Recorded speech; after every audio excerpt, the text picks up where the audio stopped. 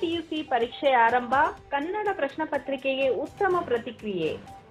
ಪಾವಗಡ ತಾಲೂಕಿನಲ್ಲಿ ದ್ವಿತೀಯ ಪಿಯುಸಿ ವಾರ್ಷಿಕ ಪರೀಕ್ಷೆಗಳು ಇಂದು ಆರಂಭವಾಗಿದ್ದು, ಮೊದಲ ದಿನ ನಡೆದ ಕನ್ನಡ ವಿಷಯ ಪರೀಕ್ಷೆ ಶಿಸ್ತುಬದ್ಧವಾಗಿಯೇ ಸಂಪನ್ನಗೊಂಡಿತು.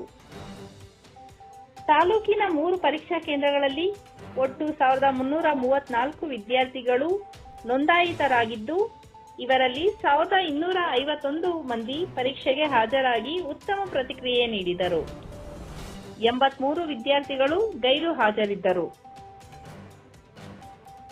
ಸರ್ಕಾರಿ ಪದವಿ ಪೂರ್ವ ಕಾಲೇಜಿನಲ್ಲಿ 367 ವಿದ್ಯಾರ್ಥಿಗಳ ಪೈಕಿ 357 ಮಂದಿ ಹಾಜರಾಗಿದ್ದು, 10 ಮಂದಿ ಗೈರು ಹಾಜರಾದರು.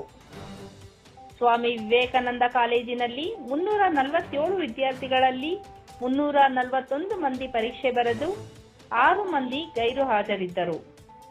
ಶಾಂತಿ ಎಸ್ಎಸ್ಕೆ ಕಾಲೇಜಿನಲ್ಲಿ ದಾಖಲಾಗಿದ್ದ 620 ವಿದ್ಯಾರ್ಥಿಗಳಲ್ಲಿ 553 ಮಂದಿ ಪರೀಕ್ಷೆಗೆ ಹಾಜರಾಗಿ 67 ಮಂದಿ ಗೈರು ಹಾಜರಾದರು.